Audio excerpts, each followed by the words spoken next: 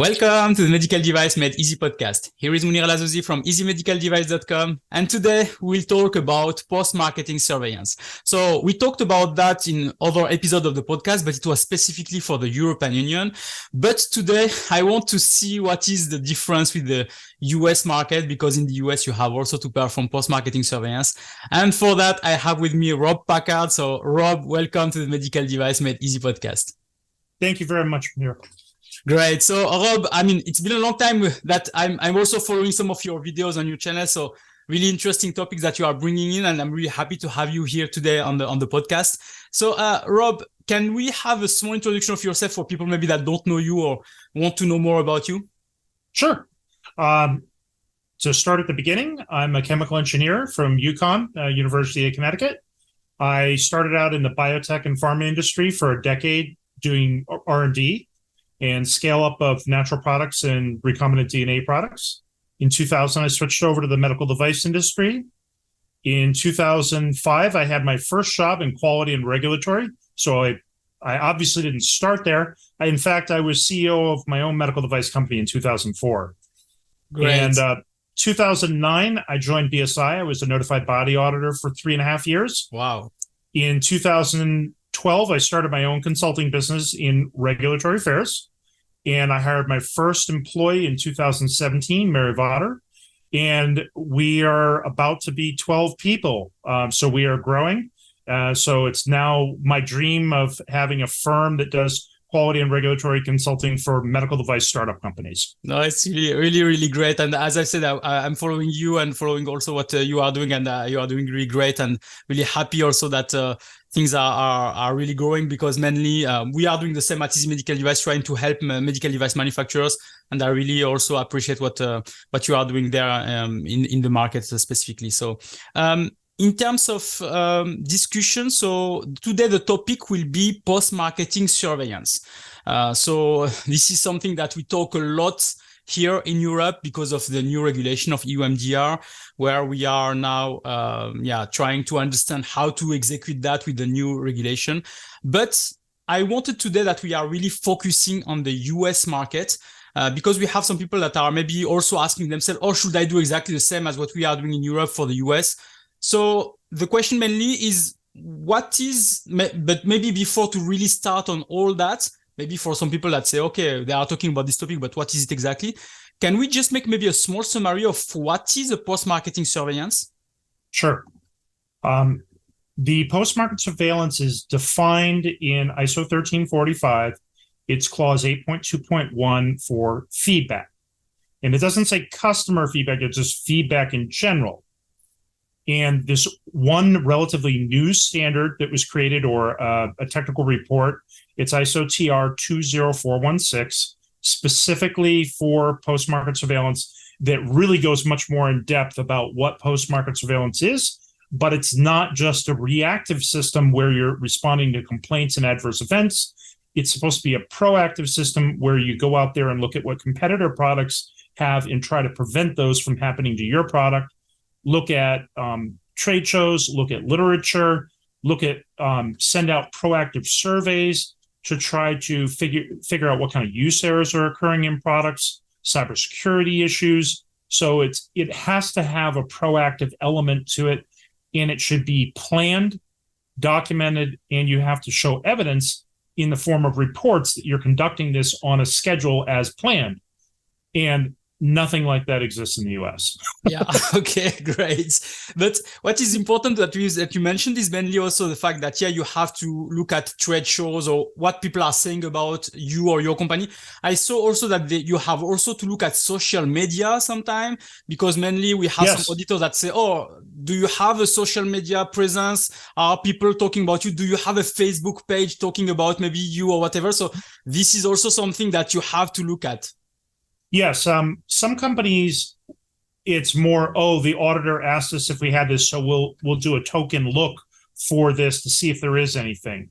But the right way to do it is to actually have a website that's built for customers to give you feedback, to give your sales representatives apps where they can gather customer feedback. And one of the things I suggest to companies when I'm in a consulting role is give your give your customers, whenever you have a consumable component, give them the ability to create an app to reorder things, and then periodically ask them, could you answer this question? So instead of inundating them with these surveys that take long periods of time, just every once in a while, when they're already on your app and they're already placing an order for something, ask them a question.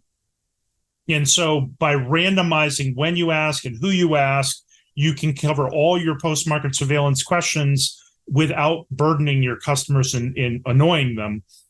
And you get a higher touch customer service feature, but it's not intended to be a customer satisfaction survey for medical devices. You're supposed to link it to your risk management program and identify things that you can't identify whether your risk controls are adequate or not in a pre-market benchtop or short clinical study. Those are the things you're supposed to be verifying in a post-market surveillance plan, not the things that are, is my product sterile and how do I know?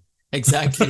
No, I think it's great because you have sometimes some marketing survey which are more like is the color good, is this and that. I mean, it's not really interesting, but it's more about, as you said, linked to the risks. What are the risks for this product? What are maybe verify if some of the risks that you have identified on your risk management are available or not, or if they are really high risk or low risk, or frequency is high or low. So it's really something interesting. But I think you gave some good techniques also here about if you have a website and provide the survey automatically through a website, etc. Because we have a lot of people that say, it takes a lot of time to send a survey. We never receive an answer. We have to send them and verify who received it, who we send, etc. So, but there are a lot of automatic tools that are existing now, so that can help you. So it's mainly something that, I mean, if you don't want to know just once a year. It's just like doing a management review once a year.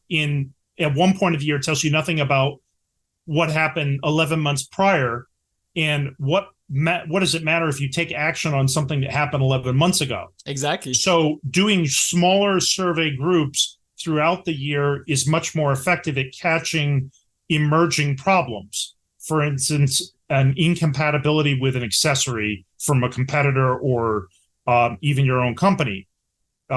If you're looking for software updates and software patches that have a bug, you're never going to catch that if you do it once a year. Exactly. I mean, it's really important to have this regular check and frequency and trying to solve the issues now and not waiting, as you said, at the end of the year to check what happened in January or February. So it's really great.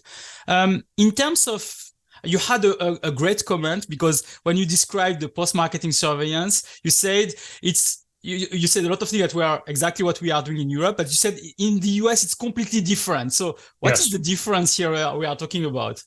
So it's on several levels. Number one, the FDA doesn't have a requirement to have ISO 13485 yet.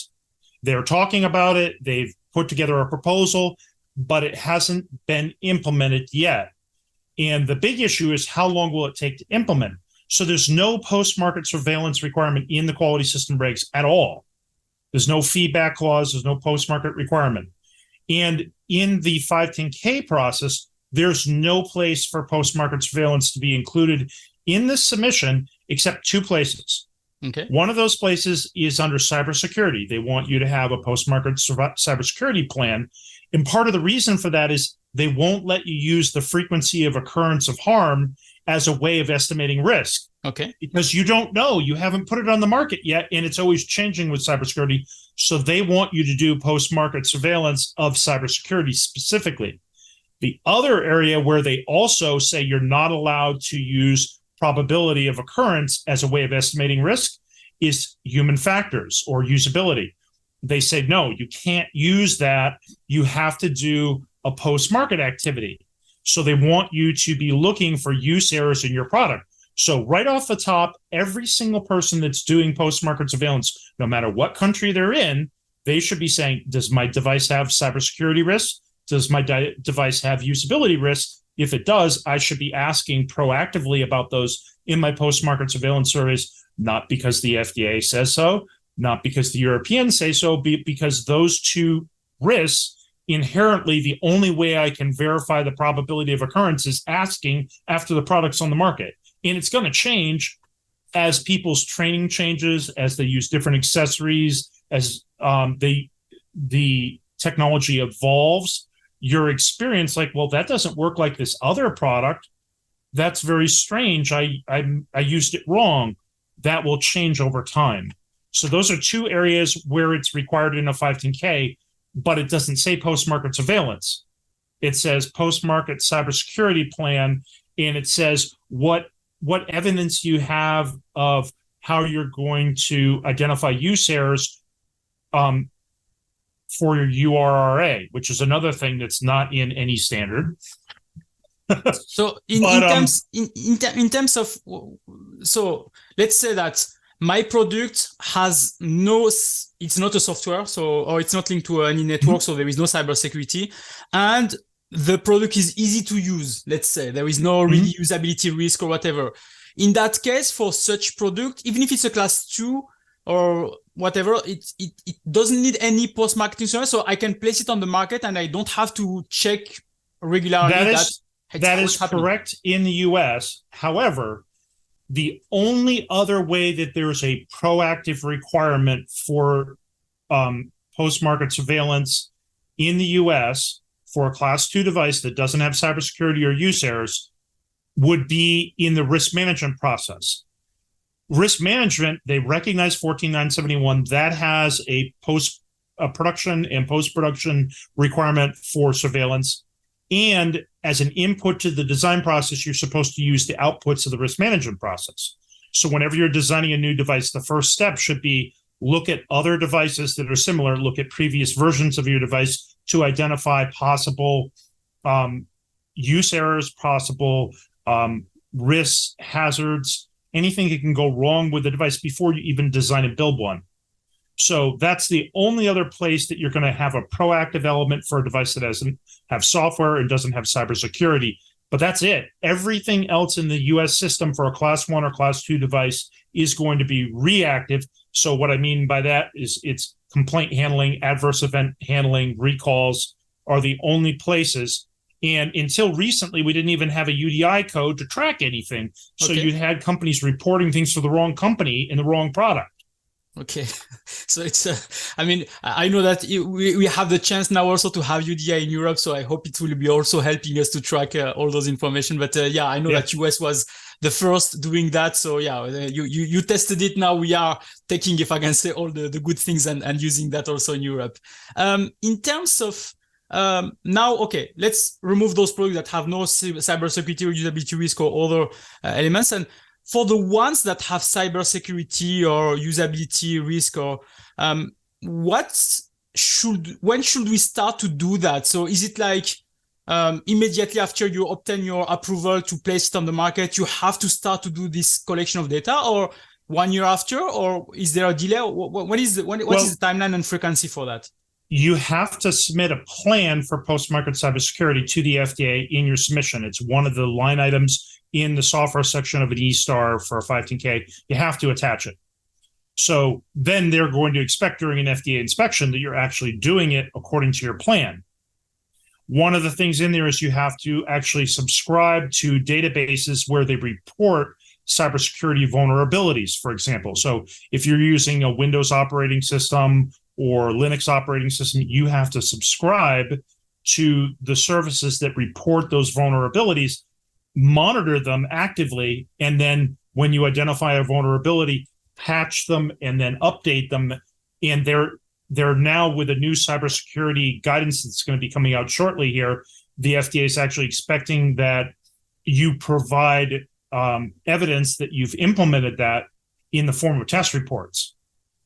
So that'll be a big change for companies. Are they checking? So is FDA checking, or is there like a kind of a time point, or where they are coming and say, I'm coming here now to verify, or is it like random? I haven't ever seen an FDA inspector ask the questions. Oh, and I don't know whether it's because they haven't been trained or they're not enforcing it. My guess is yes. So my guess is they don't have training and they aren't enforcing it. Okay, so let's say that now I am a manufacturer. I am selling my device in Europe, and I know that I should perform a post-marketing surveillance, but Yep. I'm not doing that. Will I have some problems or not? I think the issue for the FDA is that they probably don't have inspectors that are capable of auditing that adequately. Okay. I just don't think they do.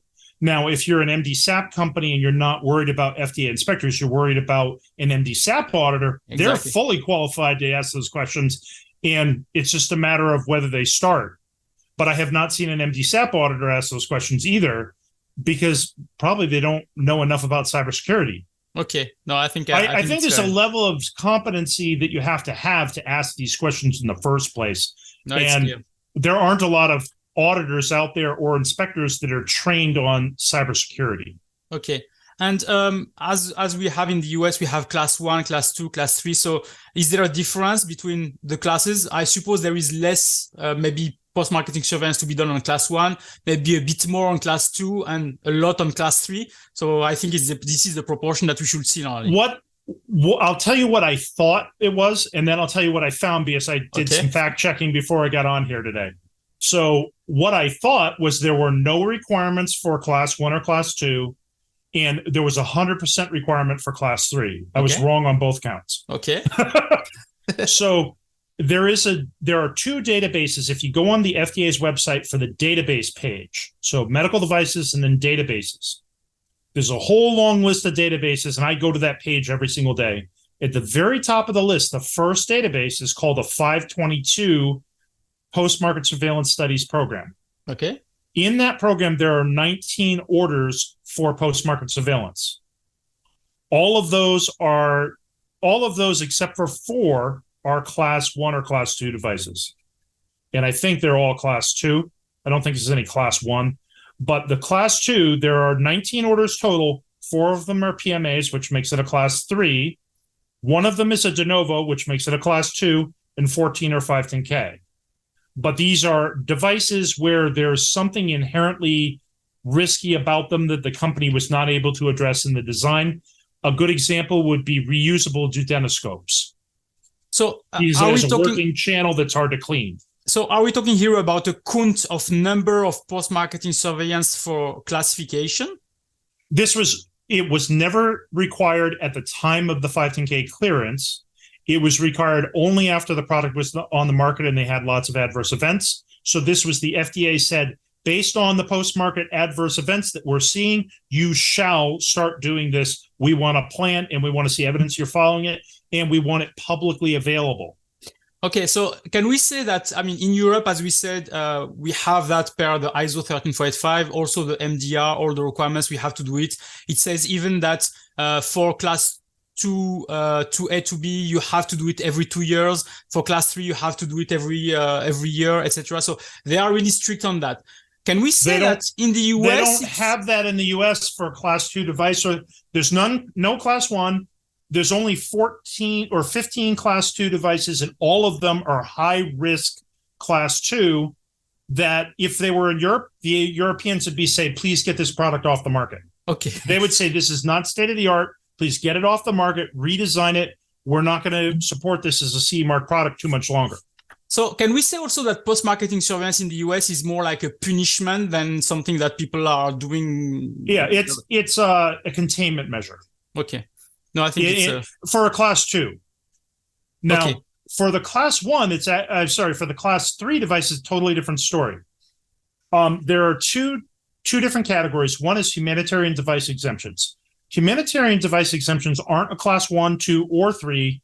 They're such a small market, 8,000 users or patients per year, that the FDA said, we're not going to take it down a normal pathway. We're going to offer you a humanitarian device exemption. Sort of like orphan drugs, but for devices. Yeah. And for those products out there, there are 9 of them that have a post-market surveillance plan. So it's a post-approval study database or PASS database that the FDA has further down the list. But if you look for PASS database, PAS, there are 9 of them that are for humanitarian device exemption. One is from, I believe, 2021. I think 7 of them are from the from the 10 years prior, and then there's one that's before 2010. But there's only a total of 9 of those.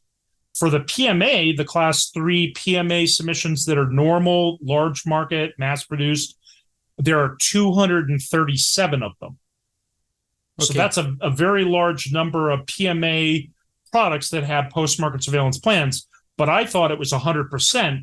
And the total number of PMAs that have been approved is 1,387. Okay, so we're looking at 17% of the PMAs have active PAS studies. So what that tells me is when you have a class 3 device, the FDA almost 100% of the time expects you to have a PAS study when you launch. But the PAS study might be a 1-year study, a 2-year study, a 3-year study. Once you've met the requirements, they evaluate again. Should we continue to require this, or should we let them sunset the plan and no longer do any more post-market surveillance reporting for the class 3? And so they're saying 83% of the time, no need to continue. 17% of the time, you're not done yet, or we want you to continue. Okay. So it's really the FDA who is saying, is really making the call based on the reports. Okay. Yeah, it's based on real data. And that's not the kind of interaction we see from the notified bodies. That's the kind of interaction we see from the MDCG. Okay. So the Medical Device Coordinating Group in Europe, they're saying you shall, and we're writing a common specification. That would be more like that other group, the 522 plans. They're saying you shall do this. And for these class 3 devices, they're saying you shall do this. But once you've met the requirements, and you finish your study, then in Europe, you have to continue. And in the US, you don't, unless the FDA says so. Okay. So that is a key difference. In terms of, so let's say that we have to do this post-marketing surveillance, what kind of data they are expecting you to gather and then to display or to show to everyone? The data that they want you to provide is, if it's proactive data, they're wanting, in the US FDA, they want you to look at other competitor products and identify what the risks are for those. Look at previous versions of your product, identify those risks, and document that we identified these risks and they're in our risk management, and here's how we're going to control them. If it's post-market, it's very limited, and it's really only for cybersecurity, human factors, or class 3 devices. And the FDA reviews it as part of their pre-market review and approval. And they say, yes, we agree with this, or no, we want you to add something to it. And they're even agreeing or disagreeing with the frequency of it. But once again, the FDA is very focused on what are you going to do about complaints? What are you going to do about adverse event reporting? Please give us trend reporting of specific types of events. And they want you at the FDA to do a review of your frequency of adverse events or complaints for every single type, every single time it happens. Okay. And that's just like Canada had in their guidance document a couple of years ago, or maybe it's only a year ago now. But the Health Canada said, we have a new post-market surveillance summary reporting requirement, like the PSURs that Europe is providing. And they're saying, if you have a negative outcome, we want you to report that to us right away, but we want the reports every year, no matter what. But if it's negative, we need it right away. Okay. And so the FDA is very similar to that, where if it's a negative outcome, they want to know about it. But proactive things, they really are not looking at that at all. They just want you to review the complaints and adverse events and identify if it's a change in the frequency that would require implementation of a corrective action. So when you said that you have to gather data about your device or the device of your competitors, so are we talking about the device data that are coming also from outside of the US, like Europe or Brazil or Australia, or are we just focusing to the US market?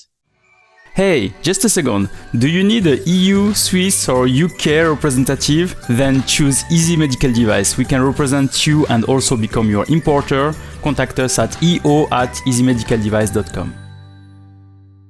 No, the FDA requires that you include any data for the same device in other countries. Okay. You're even required to report adverse events occurring in other countries. Okay. So if somebody dies or has a serious injury in another country, or if an adverse event occurred that could result in a serious injury or death, you're required to report those to the FDA. And that's a mistake a lot of companies make when they're not familiar with US law. They don't report it, and they were supposed to. So that's probably one of the number one 483s or warning letters that we see companies get. They're aware of it in one country, but didn't report it in the US like they were supposed to.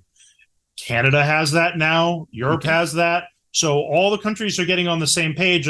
We don't care what country it occurred in. If it could happen here with the same product, you need to report it here too.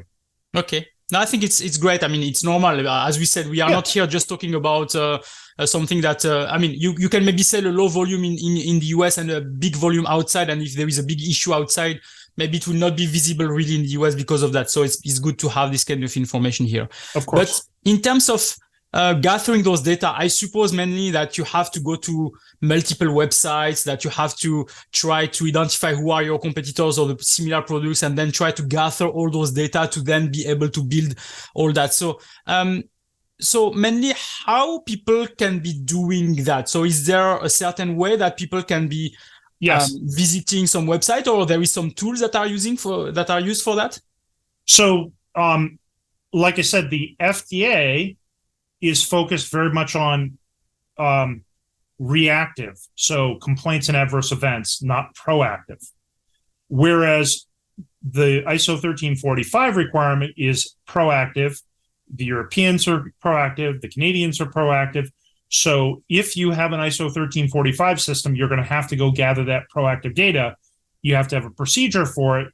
And where I see the gap for most companies is that they only identify the databases that they're familiar with, rather than learning about other databases.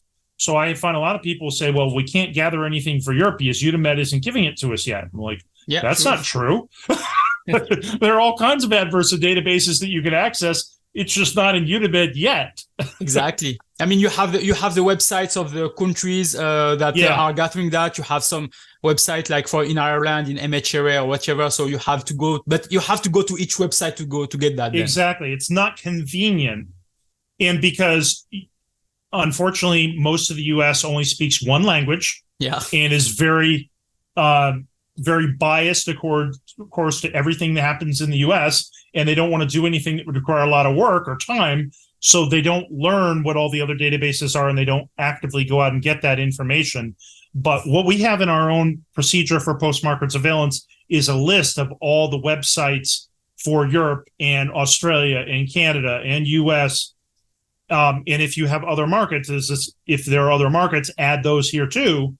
So we actually help people, and I just updated those links about a month ago. Okay. So all the links on our procedure are updated. So people are like, where do you find this stuff? Well, by our procedure.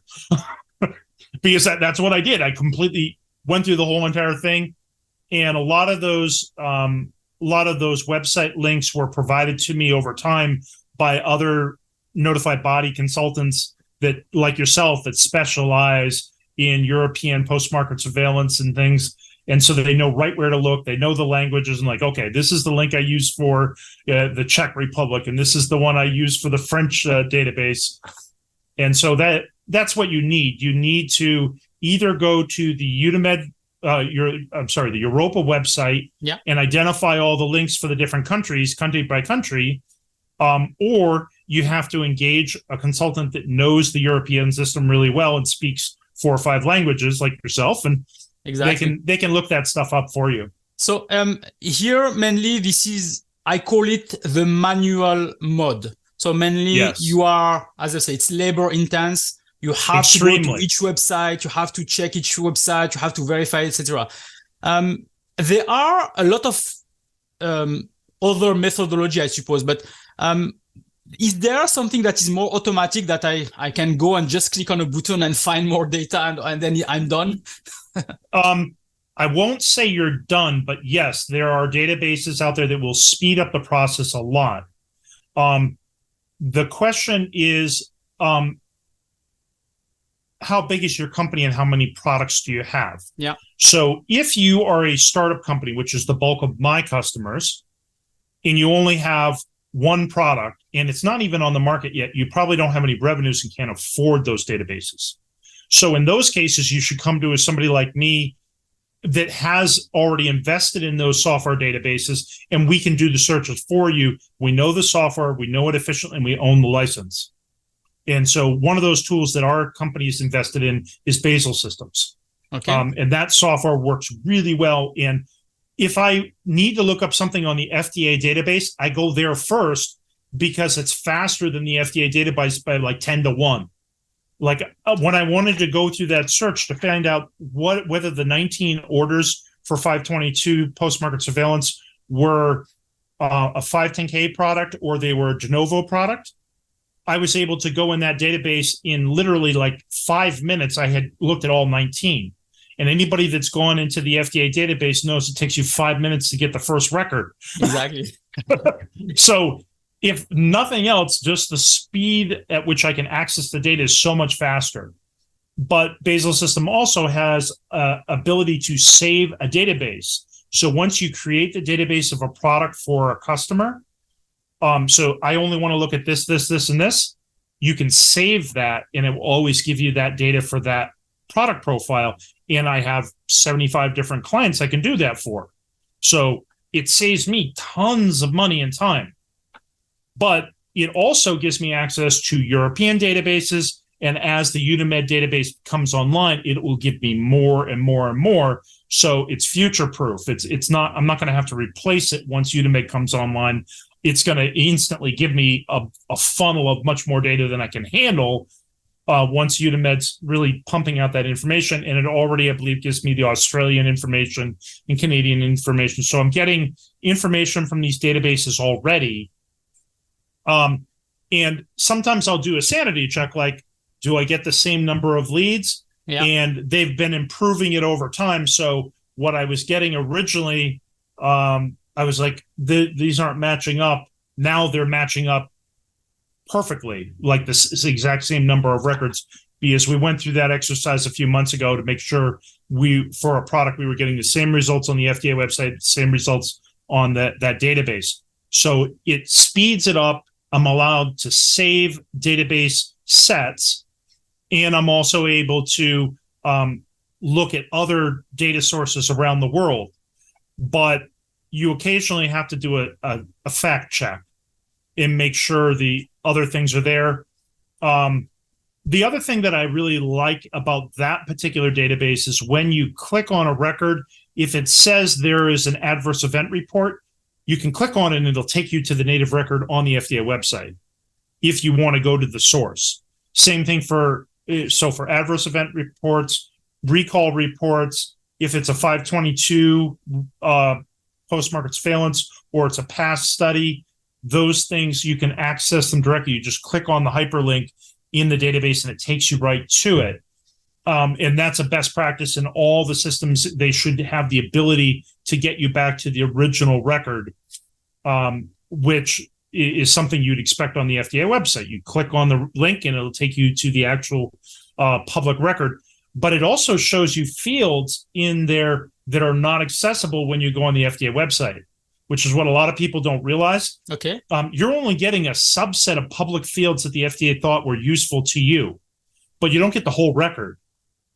So when I purchase this database, I get access to a whole bunch of other records. They're skimming directly from the individual records.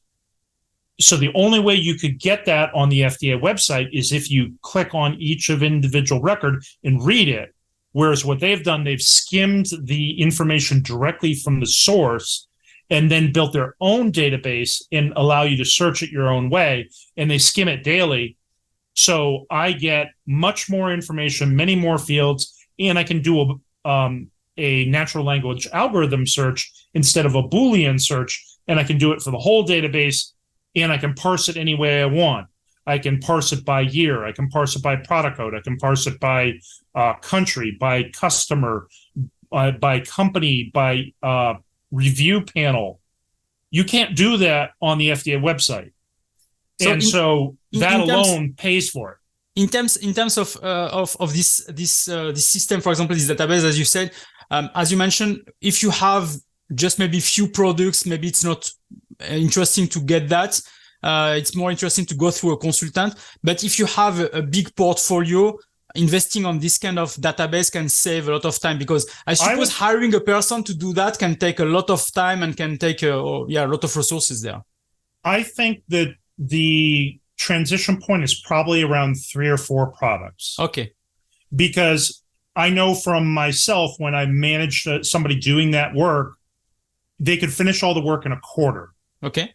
Once you have more than one of these you're going to do per quarter, you need a database, a tool that can help you expedite it. So somewhere between 1 and 4 is the transition point. I don't know whether it's 2 or 3 or 4, but somewhere in there is the transition point where it makes sense to buy that licensed software. And it really would be product dependent and company dependent. If you're developing a bunch of other products in the future, buy it now so you can use that information to help you design better products, which is the proactive risk management piece for 14971. You go and identify hazards and risks before you design a product and have them be inputs into your design. And so if you're designing and developing multiple products, you definitely need that. If you have multiple products on the market, you need it. But if you have 2 products and you're not developing any more, probably not worth it. No, better, as you said, go to a consultant and who can do that for you directly, which is your case. In terms of the what you just mentioned, so what is interesting is that this exercise of post-marketing surveillance, there is one part that is kind of legally required. You need to do that because it's required by the law, and there is another part, as you mentioned, because you have to understand what the competitors are doing or how what kind of issues there are with this type of product, so that you can also improve your products and provide a better experience to your customers. So you have to look at the whole picture and not just think, oh, the law asked me to do that, so I have to do it. No, there is also the part where you are trying to give a good product also to your customers. So one of the things that we do, we're doing human factors projects in cybersecurity, a lot of regulatory submissions for the first time for a product. And when we look at competitor products and we do that analysis for them, we identify which products are bad. So sort of the bad actors that have a lot of quality problems and recalls, we identify those up front. And then we identify ones that have none. Okay. And we share that information in a report with a company and say, this particular product, it has a lot of problems and you want to make sure those are addressed in yours, because the FDA is going to ask about them. They don't want to have another product that has a bunch of recalls. But at the same time, this other product over here that's also a competitor, they have none of these. So what are they doing differently from you other than not reporting? If it's just you're not reporting, I don't want to copy that. But exactly. If the issue is yours by design doesn't have that risk, or you have a more effective risk control, I want to copy what they did. And so I'll give an example. The first company I ever worked with was a company called Z-Medica as a medical device company. Okay. And Z-Medica had a product for hemostatic. It was a hemostatic agent that stopped bleeding. And the FDA sent out a public service warning that said, do not use any kind of product like Flow Seal around the spine because it can cause paralysis. Because the product swells to stop bleeding and it applies pressure on the spinal cord and can cause you to be paralyzed. And so a whole bunch of companies all of a sudden contacted us and said, is this a problem for your product? And said, no, it's actually not. So I sent out proactively a message to all our customers. You should be aware of this warning, but it doesn't apply to our product because our product doesn't expand at all. Our product works by adsorption instead of absorption. So AD instead of AB. So it doesn't change in size. So therefore, it can't put a pressure on the spinal cord. So you could use it in this area of the body without worrying about that risk. you have other risks because we've solved the problem a different way, and everybody was aware of that, but you don't have this risk. So this warning letter and all these adverse events and recalls that recently occurred in the relabeling, not applicable to us, so you don't need to worry about it.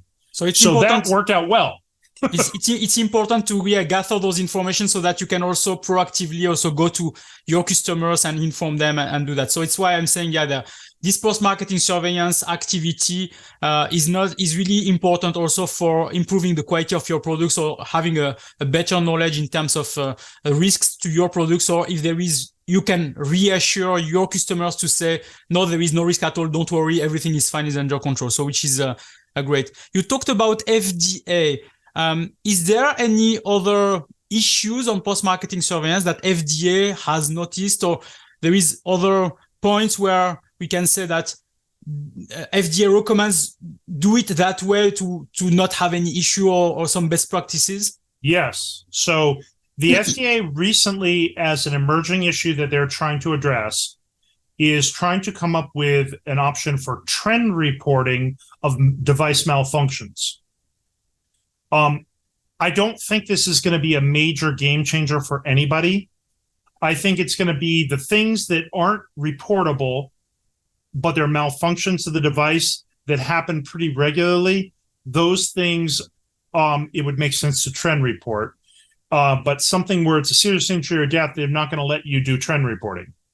Okay. So something that's a minor injury that happens all the time would be a perfect example of the kind of thing that they're trying to target. But it only makes sense for a company that has hundreds of events like this that are reportable now, but wouldn't be reportable under this trend reporting. So a perfect example of that would be Band-Aids. Everybody knows what a Band-Aid, and sorry to J&J for using your trade name, but exactly, they're Band-Aids. Bandages, if you have an aggressive adhesive on a bandage and you pull it off your skin, if you're an infant or an elderly person, you can pull the skin right off with it. And then you have a more serious issue than whatever you had the bandage on there for. But if you go swimming as a kid, so you have your 6-year-old goes swimming at the pool and they have a bandage on, you need that aggressive, durable adhesive, or the bandage will fall off in the pool. Or if you go take a shower or you wash your hands and you have a bandage on your hand, those are things that will cause the bandage to fall off. And believe it or not, if the bandage falls off in the pool, or if it pulls off a little bit of skin from around the wound, both of those are considered reportable. Okay, so but they're a nuisance report. And if you go to somebody like the companies that I can't give their names because I used to audit them, but I was the guy that went out and audited all the bandage companies. Exactly. And they would literally have hundreds or even thousands of adverse events they'd have to report every single month. Wow. And they would have warning letters from the FDA because they weren't keeping up with the reporting in a timely manner. Like, well, how can I do investigations on 3,000 complaints in a month? CBS decides to give me all of them at one time. Yeah, exactly. I mean, it's also that to say that there is people, that are receiving that. So you have also to understand that, it's like a manual review or such. I mean, maybe they have some automatic things, but mainly there is some manual activities also. In Europe, they already have a place for that. It's called trend reporting. Yeah, and so it's a separate section of the regulation, different article. I don't remember. It's like 89 or something. Exactly. But in the U.S., they're thinking about creating a law for this to reduce the amount of reporting that they have to follow up on. So and this is coming also from an IMDRF guidance that is saying exactly how to execute that. So they are all copying what is mentioned on the IMDRF, and Europe has done that. I suppose a lot of other countries will start also to do that, which is interesting here. Great. Anything else about post-marketing surveillance? I think we have really covered all the topics for the US. I think the only other thing is just sort of a recommendation for companies in general. Okay. The entire world has cell phones. Yeah. The entire world has cell phones. Some countries that are what we consider developing nations have bypassed the old landline systems and only have cell phones. Exactly. Exactly. Korea would be an example of that. So these countries that have cell phones basically everywhere every single consumer has those. You can get post-market surveillance from your customers, whether they're an end user that's a layperson, or it's an end user that's a doctor or a nurse or a pediatrician, or it's an ambulance driver, a paramedic, whoever it is, you can get feedback from them if they use your device. So instead of looking at it as a task that you don't want to do and you want to get out of, instead think of it as a way to build a better relationship with your customers, to reorder products, to test out pilot programs on new products, to get like focus group information. You need to integrate post-market surveillance into your marketing program and to help you identify problems with your product and identify solutions and get that proactive feedback. Embrace post-market surveillance and build a mobile app that does it well instead of trying to avoid it. Yeah. And that's absolutely required for the companies that have implants. No, it's because great. You're required to have registries. You're required to report on this stuff every single year. You're going to have people looking at it. And it's just a matter of time before you're the last buggy whip company that doesn't have it. Exactly. No, it's great. And I'm sure, yeah, this is mainly something I hope that people are listening, because, yeah, as we said, we are not here just to say, oh, the law says you should do that. You have also the part where this is also a quality service, quality activity that will help you to improve your products and provide the right information or alert if there is really an issue that you can already avoid, or your customer can avoid. So it's mainly something that is really, really important here. Rob, as now we talked a lot about post-marketing surveillance, can we tell more about you and your company, why people should contact you, and what kind of service can you provide to them? Our website is medicaldeviceacademy.com, all one word, medicaldeviceacademy.com. Yeah. It has academy in the name because I like to teach and I like to do webinars and YouTube, but it's a full service quality and regulatory consulting firm. More than half of our work is FDA submissions. More than half of our customers are international. So every single morning I have a call with somebody outside the US that's and usually in the evening, I'll have calls with Southeast Asia. So it's truly a global market for us.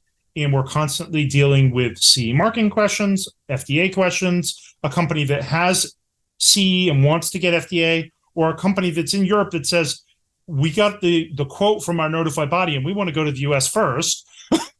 Exactly. We can't get a quote out of our notified body, so we're going to the US first. Yeah. Or what do you think about Canada? So we also work with Canadian market. So we are a full service quality system and regulatory consulting firm. We have 12 people. We have a contact us page. So if you go to the homepage up in the top right-hand corner, there's a link for contact us. Lindsay Walker is the director of sales. So there's a hyperlink there to schedule meetings with her on Calendly. There's also ones for me. I'm available 6 to 6 Eastern time. Lindsay and I are both on Eastern. But every single one of our consultants that works with clients has a Calendly app. Many of us will work in the evening. We'll accommodate different hours. So that's how you get a hold of us. Mine even has, here's how you contact me on WhatsApp. So I can tell you for a fact that Sharon, myself, and Boomak are getting buried by WhatsApp texts by various customers constantly. I can imagine. I can imagine. So I will place anyway all the links on the show notes. Also the links of Basil system, because you have mentioned this database. So I think we can also mention that so that people can go. I think they can also have a demo with the Basil system. They can have a check of this and verify it's really interesting for them. There is one more thing. On February 9th, we're going to be doing, I love this topic that you came up with, and my content on my website and post-market surveillance is from 2015. Okay. Not the procedure, but the webinar. So I want to update that webinar with one for post-market surveillance requirements in Europe. Okay. And then another one for post-market surveillance requirements in the US. Yeah. So the 8 a.m. Eastern time one will be for Europe. The 4 p.m. Eastern time one will be for the US. And both are going to be free. So I've already given you the hyperlink in the chat, so you can put that in your show notes. I'll update that this weekend so people can register, but it will be a live YouTube session in the morning and a live YouTube session in the afternoon. So if you're a global company, you want to watch both. If you're a European-only company, you look at the morning one. If you're a US-only company, you look at the afternoon one. But if you're interested in post-market surveillance in general, watch both. No, it's great because I think there is a lot of people that are looking for this information, how to do post-marketing surveillance and learning more about that. So it's great. So I will put all those information on the show notes, and people will directly go and subscribe to it. And I hope they will be enjoying these sessions. Rob, it was really a pleasure to have you. Thank you for all the information that you have provided, and I wish you a nice day. Have a great day. Very welcome. Bye-bye.